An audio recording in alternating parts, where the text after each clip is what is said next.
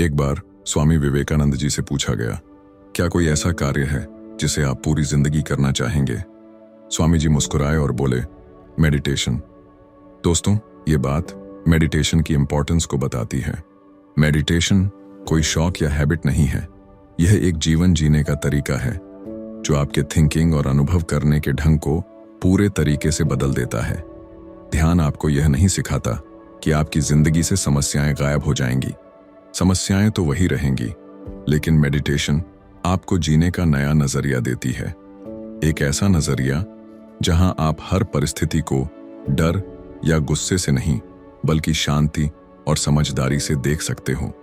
Dan Harris की किताब से हमें दूसरी सबसे जरूरी चीज सीखने मिलती है, वो है माइंडफुलनेस, यानी वह जागरूकता जो आपको अपने इमोशंस और परिस्थितियों का गुलाम बनने से बचाती है। यह ताकत आपको रिएक्शंस के जाल में फंसने से रोकती है और सोच समझकर प्रतिक्रिया देने की स्वतंत्रता देती है। मेडिटेशन इसी माइंडफुलनेस को हर रोज गहरा करता है और मजबूत बनाता है।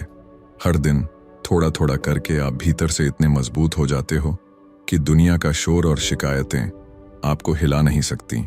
और सबसे बड़ी बात, माइंडफुलनेस आपको रिस्पॉन्स गैप देती है, वो छोटा सा अनमोल पल जहां आप रिएक्ट करने की बजाय सोच सकते हो, जहां आप खुद को चुन सकते हो, और धीरे धीरे वही छोटा सा पल आपकी सबसे बड़ी ताकत बन जाता है। असल में मेडिटेशन आपकी दुनिया नहीं बदलता, बल्कि आपको अवेयरनेस और शांति से जीवन बदलने की शक्ति देता है। और यही फर्क तय करता है कि आप परिस्थितियों के गुलाम बनेंगे या अपने जीवन के मालिक। जब 25 साल के Dan Harris ABC news channel में काम करते थे, जहां नियम था, अगर तुम चिंतित नहीं हो तो तुम सतर्क नहीं हो सकते, यहां करियर दूसरों की हार पर बनता था। तनाव, प्रतिस्पर्धा और राजनीति दिन का हिस्सा थे। डैन के पिता ने भी बचपन से उन्हें सिखाया था, the price of security is insecurity, यानी अगर सुरक्षा चाहिए तो हर समय बेचैनी में रहो। डैन ने भी इस सिद्धांत को सच मान लिया था। उन्हें लगता था कि लगातार चिंता करना ही उन्हें सफल बनाएगा, लेकिन हकीकत कुछ और थी। जब डैन लगातार चिंता में जीते रहे तो यह उनकी आदत बन गई। लेकिन एक दिन लाइव न्यूज पढ़ते समय वे बेहोश हो गए। डिप्रेशन, पैनिक अटैक्स और ड्रग्स का सिलसिला शुरू हो गया। उनकी जिंदगी थमने लगी थी। तभी एक साइकोलॉजिस्ट ने उन्हें ध्यान, मेडिटेशन का सुझाव दिया। डैन, जो पहले मेडिटेशन को मजाक समझते थे, एक 10 दिन के बौद्ध मेडिटेशन प्रोग्राम में गए।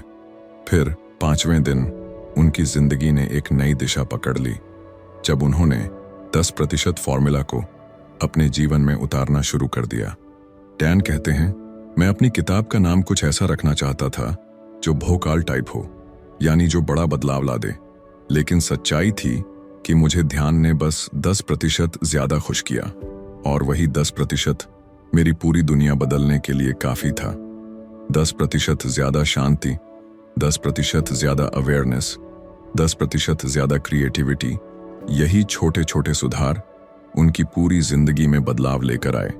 हेल्थ बेहतर हुई, दिमाग स्थिर हुआ, रिश्ते मजबूत हुए, और धीरे धीरे वह 10% भी बढ़ने लगा।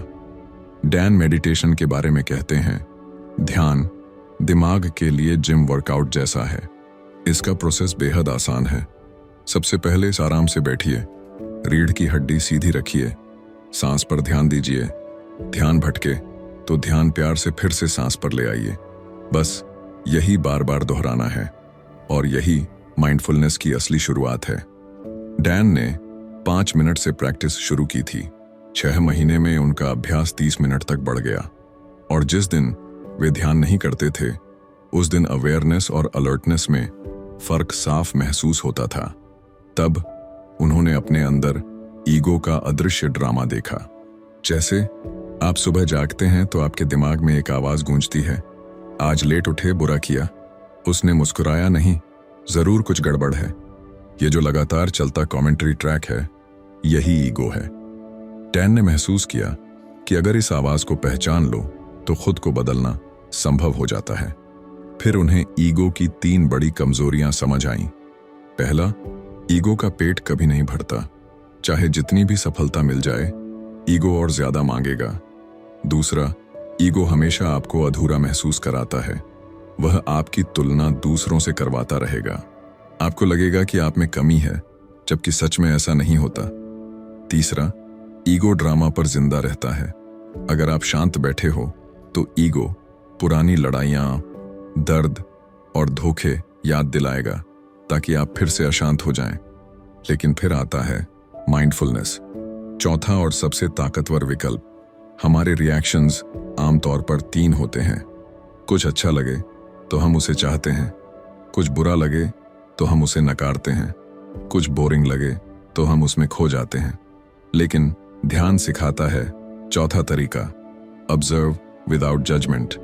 मतलब बस देखो, ना पकड़ो, ना धकेलो, ना चाहो, ना नकारो, बस गवाह बनो। धीरे धीरे आप अपने सांस को, विचारों को और इमोशंस को भी छुए बिना और उलझे बिना देखना शुरू कर देते हैं। फिर इसी ध्यान में आपके और आपकी रिएक्शन के बीच कुछ छोटे छोटे माइक्रो सेकेंड्स बन जाते हैं। ये माइक्रो सेकेंड वही मोमेंट होते हैं जो आपको सोचने, समझने और सही रिस्पॉन्ड करने का मौका देते हैं। यही माइंडफुलनेस है, यही असली आज़ादी है। साइंस भी यही कहती है, दिमाग बदल सकता है। हार्वर्ड की स्टडीज से साबित हुआ कि मेडिटेशन करने वालों के दिमाग में सेल्फ अवेयरनेस, कंपैशन और फोकस से जुड़े हिस्से बढ़ते हैं, जबकि तनाव, डर और बेचैनी से जुड़े हिस्से सिकुड़ने लगते हैं। यह न्यूरोप्लास्टिसिटी का जिंदा उदाहरण है। आपका दिमाग हर दिन बदल रहा है। फैसला आपके हाथ में है, आपको किस दिशा में बदलना है। येल यूनिवर्सिटी की एक रिसर्च बताती है, जब हम बिना अवेयरनेस के बस सोचते रहते हैं तो उस दिमाग का एक हिस्सा एक्टिव हो जाता है जिसे कहते हैं डिफॉल्ट मोड नेटवर्क। यह नेटवर्क बिना सोचे विचलित विचारों को बढ़ाता है, चिंता, पछतावा और बेकार के डर। लेकिन जो लोग ध्यान करते हैं वे इस नेटवर्क को धीमा कर सकते हैं, और सिर्फ ध्यान करते समय नहीं बल्कि दिन भर स्वाभाविक रूप से अवेयर रह सकते हैं। इसका मतलब हुआ कि अगर आप बचपन से चिंतित, मूडी या गुस्सैल रहे हैं तो भी आप अपने दिमाग की डिफॉल्ट सेटिंग को ध्यान के जरिए बदल सकते हैं। यानी आप अपने अनुभवों के गुलाम नहीं हैं, आप अपने दिमाग को दोबारा प्रोग्राम कर सकते हैं। डैन बताते हैं कि मुझे शुरुआत में 5 मिनट भी बैठना मुश्किल होता था। जब उन्होंने मेडिटेशन करना शुरू किया तो 5 मिनट भी आंखें बंद करके बैठना असंभव सा लगता था। फिर जैसे ही चुपचाप बैठते, दिमाग में तूफान उठने लगता, विचारों का, चिंताओं का, यादों का, भविष्य की प्लानिंग का। यही सच्चाई है। हम सबके मन में भी लगातार ऐसे ही विचार चलते रहते हैं, लेकिन हम इस बात को तब तक महसूस नहीं करते जब तक चुपचाप बैठने की प्रैक्टिस नहीं करते। मेडिटेशन ने डैन को पहली बार यह दिखाया, मेरे विचार मुझसे अलग हैं, मैं विचारों का मालिक हूं, गुलाम नहीं। डैन ने जाना कि थॉट्स आर जस्ट थॉट्स, वे कोई अंतिम सच्चाई नहीं है। हर विचार सच नहीं होता। जैसे आसमान में बादल आते हैं और चले जाते हैं, वैसे ही विचार भी मन में आते हैं और चले जाते हैं। अगर हम हर विचार को पकड़ने, सुलझाने या उस पर रिएक्ट करने लगें तो कभी भी शांति नहीं पा सकते। सच्ची शांति तब आती है जब आप विचारों को बिना पकड़े बस आते जाते देखते हैं। यही माइंडफुलनेस की पहली गहरी सीख है। विचारों से बंधो मत, केवल देखो। यानी लेट गो करो। लेट गो करने का असली मतलब कमजोर बनना नहीं है। बहुत लोग सोचते हैं कि लेट गो यानी हार मानना या कमजोर बनना, लेकिन असली लेट गो का मतलब है ईगो के ड्रामे को पहचानना और उसे छोड़ देना। बेवजह के रिएक्शंस जैसे गुस्सा, बदला, पछतावा को नहीं पकड़ना। बिना फालतू संघर्ष किए आगे बढ़ते रहना। जब आपको नुकसान हो, कोई धोखा दे या आप हार जाएं, तो माइंडफुलनेस आपको सिखाती है, जो चला गया उसे पकड़ो मत, जो तुम्हारे पास है उसे बेहतर बनाओ। यही असली ताकत है। डैन बताते हैं कि रिजल्ट से डिटैच होकर प्रयास करना क्यों जरूरी है।